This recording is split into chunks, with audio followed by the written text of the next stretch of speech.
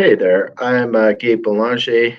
I'm from Computer Geeks on Call, and I wanted to talk to you about the TD Bank's mistakes and how we can learn maybe not to make the same mistakes that they made. Mind you, I don't know the actual mistakes they made. I'm kind of inferring. It's a little bit of a guess, but so yes, let's learn from TD Bank's mistakes. I'm sure we can all imagine they have a great IT department and security is really good there. But you know, outsourcing financial services compliance with email security secret weapon is what this talk is all about.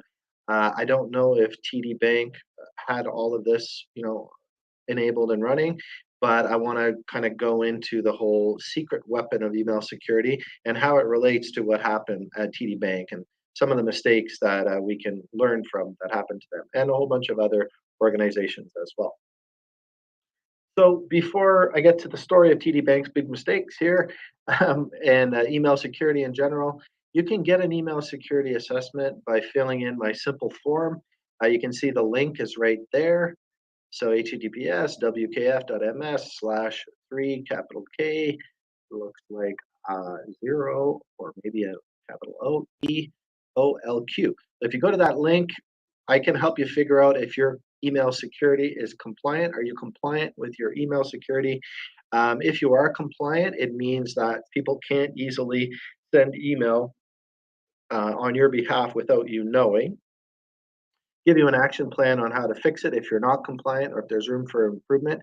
It's not invasive. Anything I'm looking at is publicly available on the internet, and it's fun. It's fun filling in a quick form when you say it's fun. Okay.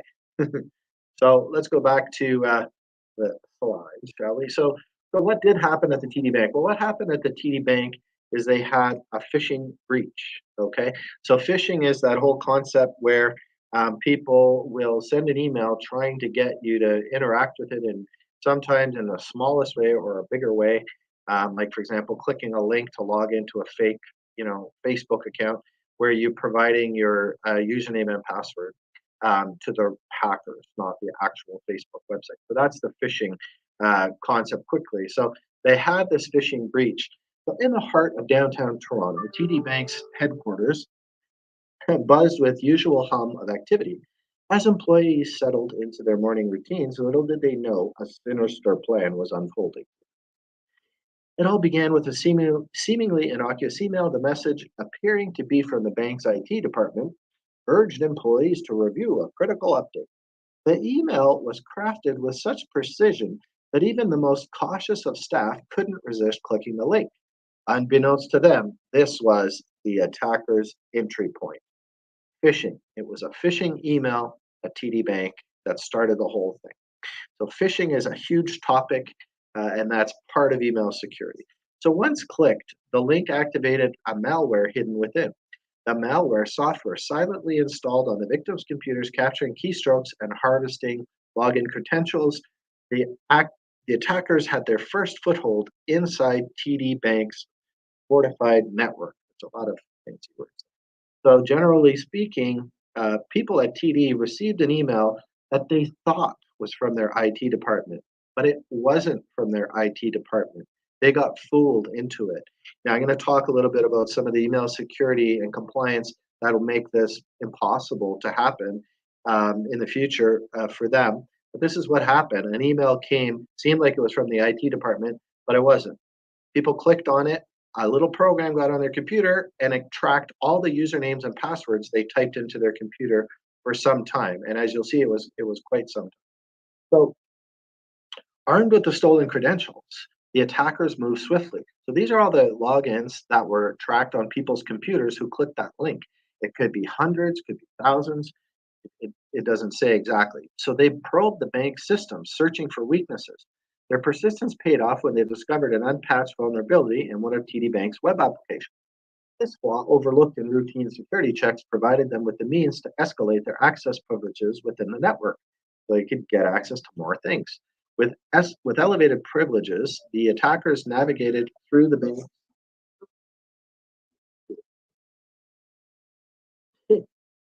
The attackers navigated through the bank's internal system, They reached the crown jewels, databases teeming with sensitive customer information. Patiently, they began the process of exfiltrating data, sending small packets out over the course of weeks to avoid detection. So, yeah, the TD Bank has a sophisticated system, but since this phishing email was effective, uh, a lot of these things fell to the wayside.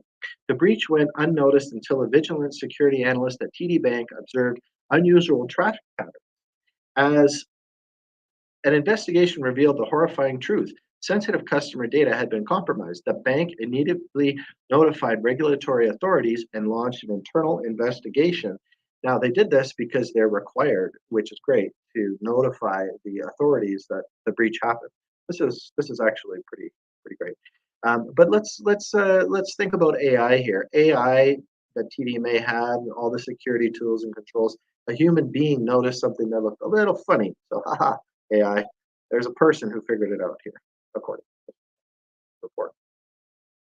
So the Office of the Superintendent of Financial Institutions, OFSI, stepped in. Their investigation confirmed that the attackers had exploited both human and technical weaknesses. The bank's inadequate cybersecurity measures had allowed the breach to occur and persist. In response, OFSI issued a stern warning to TD Bank, highlighting the need for immediate improvements. They imposed a hefty fine of $1.5 million, underscoring the seriousness of the lapse in security. The fine served as a stark reminder to financial sector about the critical importance of robust security defenses. TD Bank took swift action. They fortified their systems, implementing stronger phishing defenses. We don't know what, but something. Regular patching protocols and improved incident response strategies. Employees underwent rigorous training to recognize and respond to phishing attempts. So the real point here is the email security was the way people got in. That was a little bit lacking. It was phishing. It was an email security issue. I've talked about this in other videos.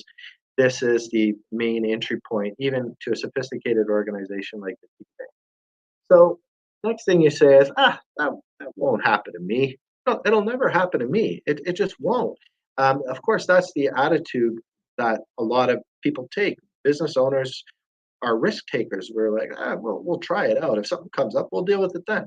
But the thing about cybersecurity is that, once it's happened, it's too late. If you've got ransomware on your system, there's really no recourse other than maybe to pay the hacker and hope they return your data. Or if you have an email security issue like the TD Bank did here, they've already got the data, so it already happened. That's the problem with. Okay, so yeah, maybe that won't happen to me. Well, wait a minute. And okay, here are 5 high-profile phishing attacks just from the last 30 days. I could have given you 50 or 100, but here's 5 from the last 30 days. And by the way, as an added bonus for excitement here, I'm actually in one of the locations or one of the organizations that was hacked. See if you can guess which one of the 5 in the list that I'm in right now. Okay, maybe you don't. So let's go to the list. So number 1, Vanderbilt University Medical Center. They probably have a good IT security budget. The incident, a database was compromised. The outcome, an investigation revealed no personal or protected information was breached. This was a phishing attack. Again, their email security either let them down or somebody, didn't follow anything that they were taught and clicked on spam email. Okay. So Vanderbilt University, boom, phishing attack. Last 30 days. Toronto Public Library, incident. Sensitive personal information of employees, customers, and volunteers was stolen in a ransomware attack. Outcome, the attack was attributed to Black Basta ransomware gang. Now, I don't know if the, Toronto Public Library paid the ransom. I have a feeling they didn't because this outage lasted quite a long time. So, okay, won't happen to me. Well, okay, here's some more. Infosys, a security event, made several applications unavailable in its US unit. Outcome, the company is investigating. Again, it was through a phishing attack. Boeing, have you heard of Boeing? I'm sure they have a big cybersecurity department. A cyber incident impacted several business elements. The Lockbit ransomware gang claimed responsibility. Boeing is cooperating with law enforcement. So, anytime we see ransomware, we need to say that, yes, their data was controlled and scrambled, and they had to pay to get access to it again, or they lost the data, or they paid and the hacker didn't give them the data, or they paid and then the hacker started doing things with the data and asked them to pay more to get them to stop doing things. So it really, once ransomware hits, the potential is high. And again, all of these are phishing attacks. These are email security breaches that was the entry point, like with the TD Bank. And then the last one here, the Indian Council of Medical Research. The incident, a massive data breach, exposed COVID tests and other health data of around 815 million Indian citizens. Outcome, authorities were alerted and a probe was launched, and there's a source below. So we can see just in the last 30 days, these phishing attacks, I want to give you the top 5, big organizations that were attacked through phishing email security. And these are the ones that are reported. Of course, there are some organizations that won't report that these things occur, but places like the TD Bank and other regulated institutions, they must report. But a lot of organizations may have the requirement, but they may not report it. So bear that in mind as well. So there you go. So here's top 5 in the last 30 days. And if you haven't guessed by now, I'm in the Toronto Public Library right now. That's how I'm doing my live stream. I was in one of the places. So top email security measures TD Bank might have taken. Again, I don't really know the details, kind of speculating a little bit and guessing, but here are some email security measures they might have taken.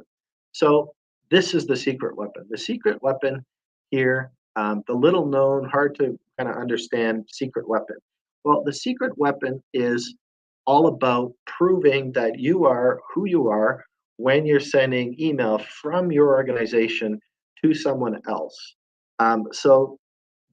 What it is these are things set at the DNS record level. And if you don't know, it doesn't really matter, what DNS records are. I just want to get the point across of what the secret weapon is and the beauty of how it works.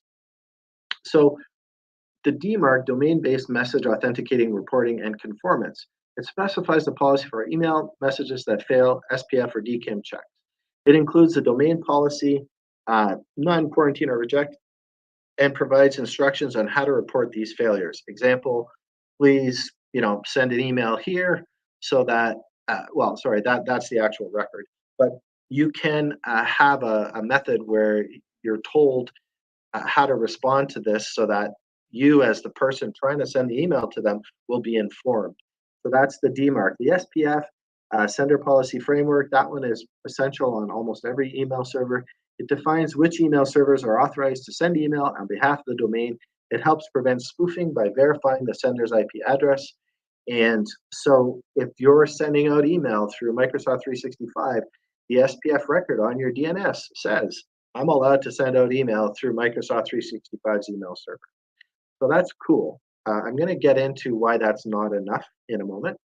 And then we have the DKIM, Domain Keys Identified Mail, provides a cryptographic signature that verifies the email authenticity and integrity. So that means the private key is used to sign the email to prove that here's my private key, it's coming from me. And public key. And people are not going to do anything with that. They're just going to say, oh, he sent me, the public key, and I can figure out that it actually came from him because he has the private key that locks it up and sends out the public key. So it only could have come from him. So just to simplify, DKIM means it verifies who it's being sent from. So these are all simple things that happen at the DNS record level. So an IT guy can just go and put them all in place. Now, just to get into this a little bit more, so if we want to think about DMARC, the first one, which is the policy there. So what it really does is it's a record on your DNS records put in by your IT guy, and it tells receiving mail servers, so people you're sending email to, what to do with messages that don't align or authenticate with SPF and DKIM, these extra security measures. Because these email servers may say, oh, you have no SPF, you have no DKIM, we're not accepting your email, or we're going to call it spam, and it never really gets to the inbox. So you as the person sending out these emails are going to get a report back, and you may say, "Oh well, why do I even need to bother?" Because I only send email through one email server. And the truth is, that's not true. You may have multiple ways of sending email. So you may send your email through Microsoft 365. It sends out email through Microsoft 365. Cool. But you also send out email through something like MailChimp. MailChimp is using a different email sender to send on behalf of you. And that email is going out as if it was sent by you, but it may not have all these proper records. And sometimes organization like people sending email for you will use different email servers themselves to send out email. So what this really means is when you're sending out email, you don't actually know for sure all the sending sources, all the different email servers that are being used to send the email out. You don't know what those are unless you're using something like DMARC, because it will gather and check and see, oh, this email was sent out by this sending server and it was rejected, because you don't have the SPF record. It doesn't prove it's coming from you. So what you do is you go back in, you put the SPF record on that sending server, and it'll work. I have a ticketing system in my organization. So my ticketing system sends emails out on our behalf. It looks like it's coming from my email. I have to make sure that sending server also complies. It has the SPF record and the DKIM, so that when it comes into something like Gmail, Gmail doesn't 100% reject it, or Gmail doesn't say, "Oh, it's spam," like it's really spam. Put it at the bottom in your junk, or like block it on their spam filters completely. So it never gets to the person's inbox. So this is great in a way. It's not great in your hopes of getting all your emails sent to people, but it's great in the way that it's secure, because it's actually telling you, this secret weapon is telling the people trying to receive your email that it came from you. So if we think about the TD Bank, if this had been managed 100% in compliance with this, they would have seen possibly that this email came from an outside user, or it wasn't actually sent by the real person, because it would have been blocked as spam filtration. So it's possible that these settings were not working or managed by TD Bank, and this is why that phishing email got through. It's not for sure, but it's possible. So, having this kind of security, what it really means is that when an email comes from you, if a sending server that you or your organization or others that you depend on to send out email as you is not following the rules, you're going to be told right away. And then you're going to be able to manage it and put in the right records, so that even though, MailChimp is sending out email as you, put in the right records, it'll get to their inbox. People will know it's coming from you, you're actually doing it. And, it won't be marked as spam, and they'll actually know it's your email. Um, but the other huge thing is it doesn't allow people to impersonate you, because you will see a sending server potentially that has got nothing to do with email you're trying to send. And then you'll say, whoa, someone sent email out on my domain and it was not me or anybody in my organization. Big red flag. So by doing this, you're monitoring people trying to send out email as you. Again, back to the TD Bank. They sent out email impersonating one of their IT people from the outside, I presume. So, they that email could have been marked as not really, coming from them. And if they had a really high security measure with the DMARC, it might have been just completely blocked, um, or at the very least put in as junk. So again, I don't know for sure that this is the case, but this is the value of this email security stuff. It tells you all the time if email being sent out with your email address is on purpose by you. Is it just Microsoft? Is it just my ticketing system? Is it just MailChimp? Is it just those? If it is, then cool, that's fine. But if I see an extra few sending servers and I know that has nothing to do with us, then people are sending out email on my behalf with my domain name that looks like me. They're impersonating me. So that is a great email security measure. And on the other hand, you're putting in all the proper records for all the sending servers, so they all know, oh, this email is good. It's in the inbox because we know it's good. He's got the the DKIM, and he's got the SPF. And if that's not the case, you get a message back saying, "Oh, you better fix it." Then your IT guy goes into that sending server, puts in the right records. That problem's gone. It's always in the inbox, never marked as spam. So this is a really great email security measure if you're trying to get email in people's inbox as well. If you're doing marketing or things like that, this is really important to monitor as well. But it has to be set up by the owner of the domain, the company that owns the email, the domain that's sending the email. All the sending servers can go into a system or where it can be managed by somebody like myself. So that's the secret weapon. It's really proving that your email is being sent out by who you say you are. You can put in a cryptographic signature with your public key. Uh, so it's encrypted and it proves it's coming from you. And if other senders are sending out, it will report back to you that, oh, these are being marked as or rejected, they're marked as junk, and then you can fix them. Or these are being sent out as you, and it's an account impersonation. You don't know why it's happening, where it's coming from, and now you can stop an issue before it gets big. Many years ago, this was happening like crazy at 2 or 3 in the morning with these VAG or spam emails. That was happening like crazy 5, 10 years ago. It might still be happening as far as I know, but that was a big thing many years ago. And of course, this measure would help a great deal. So why launch the secret weapon? Well, it improves your email security. I think I've kind of talked about that a lot. It's enhanced brand protection. It prevents unauthorized use of your domain. So they can put in your email address and spoof or pretend it's being sent from you. So it can really hurt your reputation if people want to. But with the proper protection, that possibility is not. It increases email deliverability. So this means it gets to the inbox and it decreases the chance of people marking it as spam. You get detailed reporting and analytics. You get to see insights into your email traffic, authentication performance, and potential threats. And simplified compliance. If you're needing to comply and do DMARC, well, this is how we do it. This is what DMARC is, right? So if you need to comply, if you know you need to do this, it assists in meeting regulatory requirements for email security and data protection.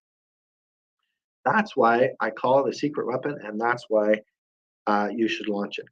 So to prevent phishing emails appearing to be sent by TD Bank IT department, several email security measures could have been implemented. So again, DMARC, it prevents the email spoofing, prevents attackers from sending emails that appear to come from legitimate TD Bank addresses. SPF, sender policy framework number 2, sender verification helps verify that incoming emails claiming to be from TD Bank are sent from authorized servers. And then number 3, DKIM, message integrity ensures that the content of the email has not been tampered with and verifies the sender's identity. So we can see that these are 3 big wins for email security. And if phishing attacks are the way people are getting into your organization and you don't have a proper email security or you're supposed to comply with the proper email security, then just get DMARC set up and going. And the beauty of DMARC is it reports back to your IT department and it can be managed by somebody like myself. We'll get a report saying, these 3 email sending sources of your email are not in compliance. We can make them in compliance. Not only does that make sure that all the sending servers are real email you're trying to send, but it also puts it at the top of the inbox. So there are some compliance issues that should be managed.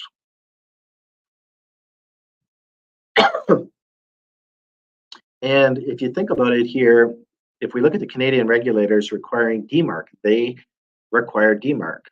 This is something that should be done.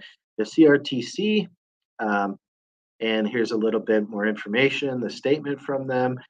This includes configuring SPF, DKIM, and DMARC to authenticate email sources. Pretty much the same concept from each one. These are great and powerful ideas.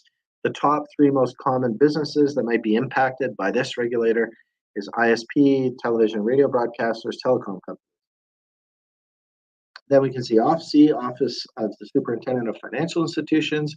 Same thing. Which of the top 3 companies affected? Banks, insurance companies, credit unions. Health Canada mandates the healthcare organizations use DMARC to secure email. Canadian Security Administrators, CSA, requires security investment firms to implement DMARC policies. So if you don't know what a DMARC policy is or how to do it, just ask me, fill out the form, I'll check, I'll tell you what's up. Canadian Privacy Commissioner, and you can just see the top 3 companies for them. So those are the Canadian regulators. If we look at the Ontario regulators, the Ontario Security Commission's OSC, the OSC mandates securities and investment firms in Ontario implement DMARC to prevent email spoofing and phishing attacks. This includes configuring SPF, DKIM, and DMARC records to authenticate email sources.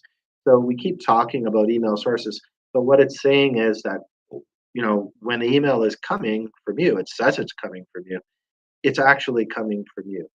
And if it isn't, you'll get a report back that says, wow, this email didn't get through, and here's why. You need to fix this. You go to that sending source email server, maybe it's MailChimp, and you put in the right records for MailChimp, and now it works. Also, with DKIM, it's encrypting the contents of the data so that there's integrity. Whatever email you typed is the one they're actually seeing. And if these things are broken, it's very, very unlikely that they're going to get a tampered with email when you have this in place. And if you don't, then all these possibilities are out there. The TD Bank, just experienced something. Then we have the other regulator, Financial Services Regulatory Authority of Ontario, SRA. It's same thing. DMARC, banks, insurance companies, credit unions, Ontario Ministry of Health, hospitals, clinics, health insurance providers, and the Information and Privacy Commissioner of Ontario, IPC, retail companies, tech companies, and government agencies. So, okay, well, blah, blah. I went on and on. Pretty technically detailed, but I like to give that level of understanding. So what should I do? Well, again, go back to this. Go to my email security assessment form, fill it in here, and I can let you know if you're compliant. I can give you an action plan to fix it. It's non-invasive. I'm not going to get any information that you can't get publicly on the internet. I could do this on any domain I want right now if I really wanted to, but I won't do that unless people are interested and want to know what's going on. And it's fun filling out the form. Okay, well, it's not fun, but it's a short form, and in the form, I just need things like your name, your domain name, or if you have a few domain names, email address, so I can do the check and send it back to you. And you might be surprised. You might say, oh, I want to make sure because I'm doing DKIM. Or you might say, I have no clue. It doesn't matter. The whole point is that you at least see where you stand, and you'll get a pretty good detailed report. You'll know what to do from there. If you'd like, I can also monitor this service for you on a daily basis. It's quite inexpensive, and then let you know if there's a problem. And then if there's a problem, we go in and fix it quite easily using the system I have. And that's it. Now you have secure email. So if anybody has any questions, please put it in the comments. Fill out the form. The form just goes to me on my email. I'm going to be the one who sees it. I'll do that check. I'll give you back the results, and then you can let me know what you think. So hopefully we can all learn from the TD Bank's mistakes here. The real emphasis is phishing email. It's all about phishing email as the entry point. A great way to prevent phishing email is to not allow email sent by your organization to come into your recipients unless it's really from you, and to make sure that email that's being sent has integrity. It's the actual email you sent. If you don't follow these things, and you're supposed to follow them, and they trace it and go back, you might have that fine like the TD Bank got. So hopefully this has been useful to you. Email security secret weapon is DMARC. Okay, hope you have a good day and take care.